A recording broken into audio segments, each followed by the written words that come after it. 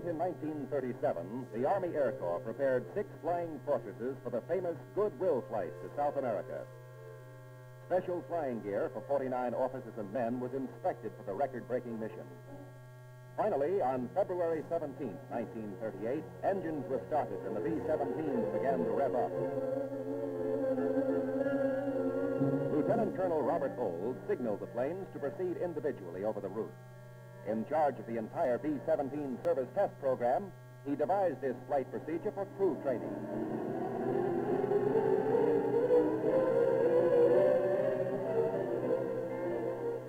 Rendezvousing at each day's objective, they engaged in the only formation flying of the trip. In this way, the navigational proficiency of the personnel was fully tested. After visiting Argentina, Chile, and Peru, the bombers returned to the United States and sat down at Langley Field, Virginia. The roster of the Goodwill pilots sounds like a roll call of America's World War II air leaders, because among them were Caleb V. Haynes, Harold L. George, and Curtis E. LeMay. Such missions were labeled the great expeditions of the first generation of human flight. Later, Secretary of War Harry Woodring led a party of us, including Generals Arnold and Emmons, to honor the 2nd Bombardment Group. For achieving the most outstanding Army Air Corps flight of the year, we awarded them the highly prized Mackay Trophy. All 49 men were saluted for their high degree of skill in pilotage and navigation in accomplishing the 10,000-mile mission. Meanwhile, with the advent of Hitler, the German Air Force came back to life. Glider clubs for Hitler youth were fostered throughout the fatherland. For the bigger boys, flying sports clubs were the attraction. First, Germany's aviation industry was ordered to build only commercial planes, easily convertible for military purposes. Then, ignoring the Versailles Treaty, Hitler gave Air Minister Goering the green light to go into mass production of fighters and bombers. America, the cradle of aviation, soon was outmanned and outplaned. We didn't seem to know that it took 1 year to train a pilot and 5 years to design and build a plane. Hermann Goering did.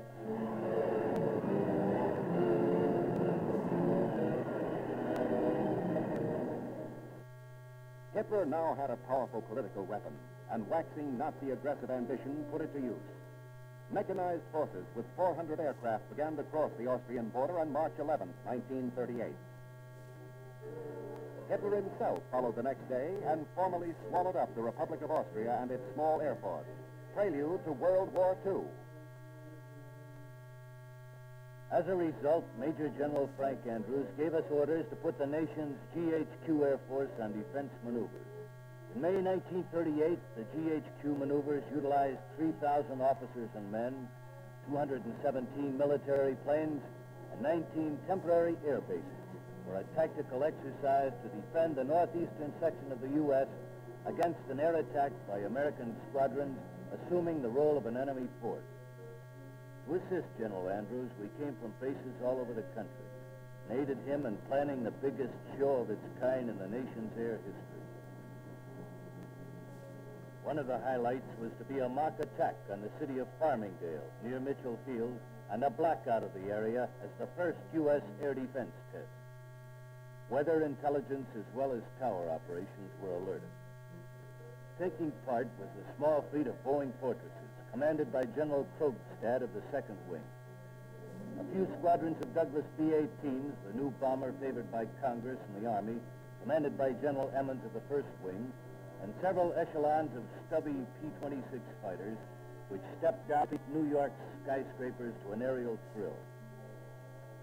Attacking bombers headed for the target, Farmingdale, home of the Seversky and Grumman aircraft plant. As night fell, newscasters like Bob Trout helped alert the defending planes of the 3rd Wing at Mitchell Field, as well as the surrounding Long Island community. At the first sound of approaching enemy aircraft, Farmingdale responded to the air raid signal with enthusiastic cooperation.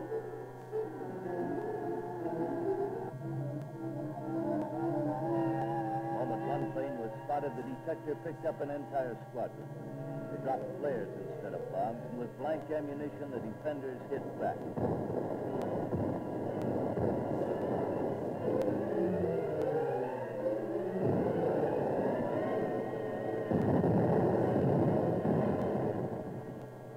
most realistic air exercises ever held were declared a brilliant success by the defending commander, General Martin, who lost the Battle of Farmingdale. September 29, 1938, Hap Arnold became Chief of the Army Air Corps. With Andrews, he briefed General Marshall on the air facts of life. On the day following Arnold's appointment, the Munich Agreement was signed. Without firing a shot or dropping a bomb, Hitler's military machine had won for him a great victory. But Prime Minister Neville Chamberlain thought he had achieved peace in our time. The very next day, 500 German aircraft assisted in the invasion of the Sudetenland. By appeasement, Hitler had conquered Czechoslovakia. 6 months later, the Czech Republic was dissolved. Munich taught America a great lesson. In international diplomacy, as in poker, you can't win if someone else holds all the aces. So in 1939, the Air Corps began to expand to give the nation minimum air protection.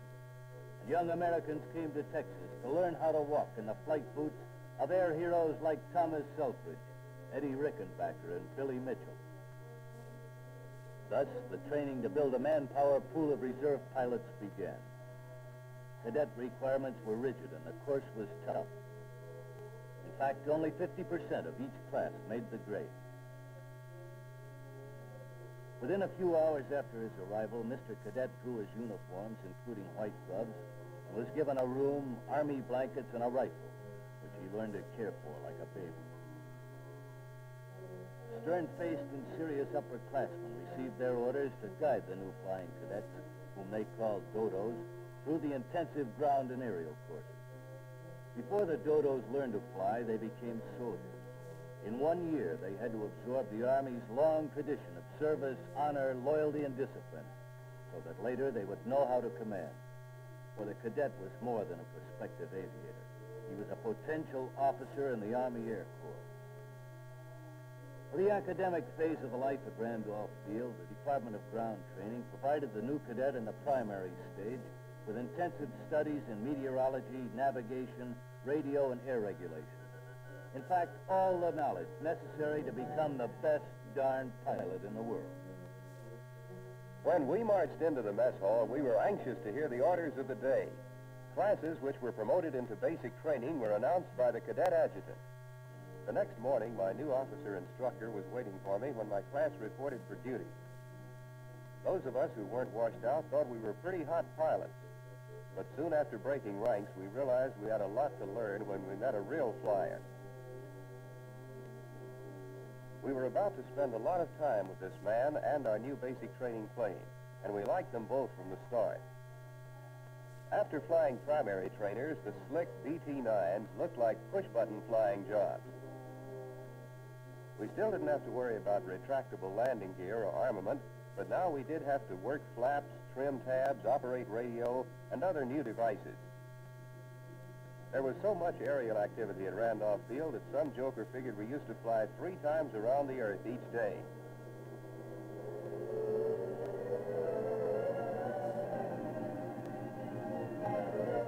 Flying formations and cross-country, we covered more square miles than there are in the state of Texas. Although we had more instruments to watch, more complicated equipment to handle, flying was no longer a chore. It was fun, sport, excitement. And with every flight and every landing, the feeling grew. We talked and ate and slept flying. They say it costs thousands of dollars to train a pilot. Frankly, we should have paid the Army for the chance. Instead, we got $75 a month and the opportunity of a lifetime. After counting our pay, we got ready for weekend leaves. Life at Randolph wasn't all work. I'll never forget the big times in San Antonio where we rushed cadet widows, the name we gave to the local girls. For the spiritual and moral side of the student's character, the City of Wings had one of the most beautiful chapels in the Army. And to build his body, there were more than enough sports to choose from.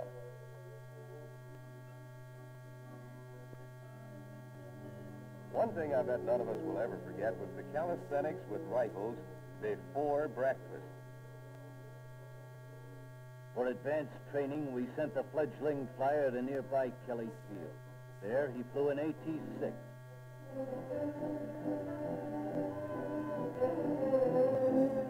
Although the 1939 Aviator was America's #1 idol, no longer was he a one-man show. That ended in 1918.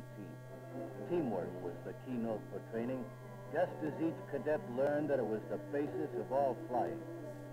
The leader and his wingmen were a team, pilot and air crew, flyer and ground crew. Because in this business, every man's life was always in the hands of a team. The Germans had their secret weapons. We had some ourselves. But the most valuable weapon in our entire arsenal was the self-reliant, resourceful American soldier. Accordingly, our cadets have always received more actual flying hours than any other nation.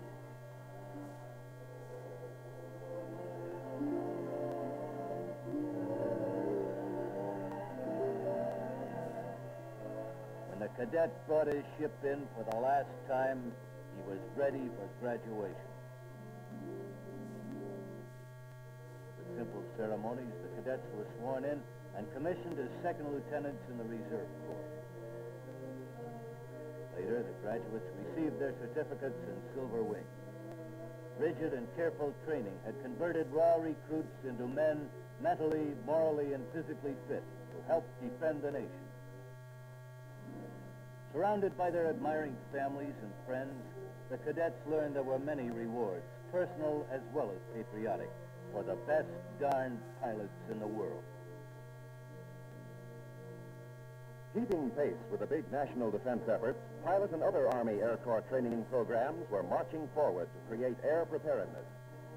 When the new expansion program was finally put into operation during this prelude to war, the few hundred graduates of 1939 were but the vanguard of a great army of Americans learning to fly in defense of the United States.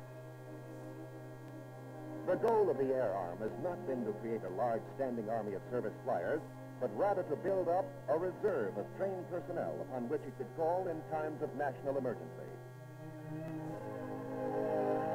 As we shall see in later chapters, 1939 was the birth of the belief that a strong Air Force would not only go a long way toward keeping America out of war, a strong Air Force would be absolutely vital in keeping war out of America.